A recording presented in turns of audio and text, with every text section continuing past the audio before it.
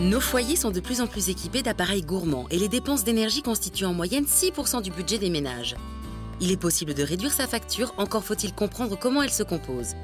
Coût d'acheminement, fourniture d'énergie, taxes, parties fixes et parties variables, autant d'éléments sur lesquels il est parfois possible d'agir efficacement. La facture d'électricité ou de gaz est composée de 3 parties. Tout d'abord, il y a la part acheminement de l'énergie jusqu'à votre domicile. L'électricité ou le gaz naturel sont transportés grâce à un réseau du lieu de production de stockage jusqu'à votre domicile. La deuxième partie de la facture, ce sont les taxes et les contributions. Elles sont au nombre de 4 pour l'électricité et 5 pour le gaz naturel. Citons par exemple la TVA qui est commune à l'électricité ou gaz naturel, ou encore la CSPE, contribution au service public d'électricité, qui finance notamment les énergies renouvelables. Enfin, la troisième partie de votre facture, la plus connue des consommateurs, c'est la fourniture de l'énergie que vous vend votre fournisseur après que vous ayez souscrit une offre d'électricité ou de gaz naturel auprès de lui. Elle comporte notamment la production et le coût des services clientèle. Il n'est pas rare d'estimer que la facture est trop élevée. Mais sachez qu'il est possible d'agir de façon significative pour maîtriser sa consommation d'énergie. Le premier des gestes, c'est bien évidemment de ne pas laisser la lumière allumée. Les appareils consomment, même s'ils sont en veille, il faut les éteindre complètement. Deuxième recommandation, vérifiez qu'on a un contrat adapté à ses besoins. Si on a un contrat qui est surdimensionné, avec une puissance électrique trop élevée, on paye un abonnement qui est très élevé. Donc, ça vaut la peine d'appeler son fournisseur pour vérifier si on a souscrit une puissance qui est adaptée à ses besoins. Enfin, pour agir sur sa facture d'énergie, il est parfois utile de penser à réaliser des travaux dans son logement. Des travaux d'isolation notamment, puisqu'on sait que le chauffage, c'est un des premiers postes de consommation d'énergie dans les foyers. On va dépenser jusqu'à 60% de sa consommation d'énergie rien que pour chauffer son logement. Donc intervenir sur l'isolation de son logement, c'est vraiment une très bonne chose. Alors bien sûr, il faut commencer par isoler plutôt le toit, puis regarder les murs, les fenêtres, les planchers. Une autre option pour réaliser des économies d'énergie, c'est de changer de fournisseur. Mais avant de faire son choix, n'hésitez pas à vous informer car il existe plusieurs offres pour les particuliers. Il existe les tarifs réglementés fixés par les pouvoirs publics. Donc c'est EDF en électricité qui les propose et GDF Suez qui les propose en gaz. Mais en plus de ces tarifs réglementés, il existe une multitude d'offres qui sont proposées par EDF, GDF, mais aussi une quinzaine d'autres fournisseurs. Tous les fournisseurs proposent des offres à prix de marché, et c'est-à-dire que ce sont des offres où le prix est fixé par contrat. Certains fournisseurs vous proposent des offres avec les deux énergies, l'électricité et le gaz, sur le même contrat. Mais attention, si vous optez pour ces offres duales, vous quittez les tarifs réglementés pour au moins une des deux énergies, voire pour les deux. Avant de changer de fournisseur, il est recommandé de comparer les offres. Il faut regarder le prix de l'abonnement, qui est fixe, quel que soit ce qu'on consomme. Et il faut regarder aussi le prix de la consommation, exprimé en kilowattheure.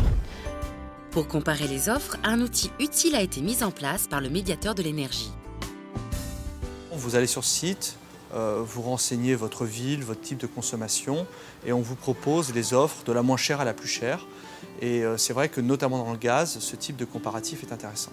Dans le secteur du gaz, la concurrence fonctionne mieux que dans l'électricité. Et du coup, pour le gaz, en allant chez un alternatif, on peut gagner jusqu'à 10-12% relativement aux tarifs réglementés, alors que sur l'électricité, on va gagner au mieux 5-6%. Changer d'opérateur, c'est gratuit et sans risque de coupure d'énergie. Une fois que vous avez choisi l'offre qui vous convient le mieux, il est très simple de changer de fournisseur. C'est votre nouveau fournisseur qui s'occupe de résilier le contrat, vous n'avez rien à faire. Cependant, n'oubliez pas de renvoyer votre contrat signé. Veillez simplement à bien faire un auto-relevé. Vous devez relever sur le compteur votre consommation et la transmettre à votre ancien fournisseur et au nouveau fournisseur pour éviter tout litige. Enfin, sachez que si vous quittez les tarifs réglementés, vous pouvez revenir à ces tarifs ou rechanger de fournisseur comme il vous convient. Enfin, sachez que l'opérateur a plusieurs obligations auprès de ses clients. Facturer la consommation réelle une fois par an, mais pas seulement. Et la première chose, c'est qu'ils doivent vous aider à choisir la bonne option tarifaire. C'est-à-dire que vous avez le choix de la puissance. C'est important puisque le niveau de l'abonnement découle de ce choix de puissance. La deuxième, c'est de vous alerter s'il y a des consommations qui paraissent très décalées par rapport à vos consommations habituelles. Et la troisième, c'est de vous donner aussi un conseil en matière de maîtrise de la consommation d'énergie. Pour éviter les mauvaises surprises, n'hésitez pas à surveiller vos consommations en regardant votre compteur. Il y a sur le compteur un certain nombre d'indications qui vous permettent de suivre votre consommation et de constater que pour une raison ou pour une autre, vous avez consommé plus que ce que vous ne consommiez auparavant. Mais même en étant attentif, des problèmes peuvent surgir. Factures trop élevées, consommation surestimée, qualité de fourniture de l'énergie, les causes de litige ne manquent pas. Alors, le principal problème que rencontrent les consommateurs dans la facturation d'énergie, c'est que l'estimation qui a été faite de leur consommation est fausse ou anormalement élevée ou basse, ce qui entraîne effectivement une facturation plus élevée. Deuxième cause fréquente rencontrée. Pour les consommateurs qui sont mensualisés, il peut arriver que les mensualités qui ont été calculées à l'origine par le fournisseur ne soient pas suffisantes pour régler votre facture d'énergie. À ce moment-là, le fournisseur va demander une régularisation qui peut être extrêmement importante. Donc, si vous constatez que vous avez une anomalie sur votre facture ou que vous avez une réclamation à faire au sujet de votre contrat, vous devez dans un premier temps contacter votre fournisseur par téléphone. Et si le problème persiste, vous devez effectuer une réclamation écrite auprès de votre fournisseur, de préférence par courrier recommandé. Surtout, n'oubliez pas de conserver l'ensemble des échanges écrits avec votre fournisseur. Cela vous permettra d'avoir une preuve de votre réclamation.